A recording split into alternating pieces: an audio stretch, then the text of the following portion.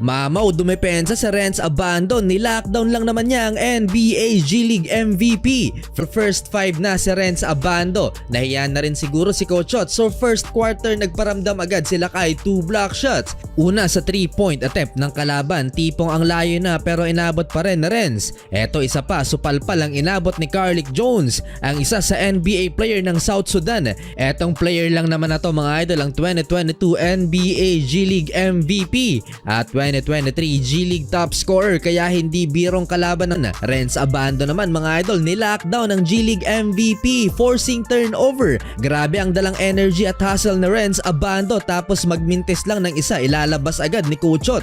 Eto pa, butata ang 3-point attempt ng kalaban. Pangatlong butata na yan ni Renz sa loob ng 6 minutes na playing time at halimaw na vertical jump para sa rebound. Gutom sa bola si Renz Abando at gustong gusto laging pinapatay ang possession. Gawing naman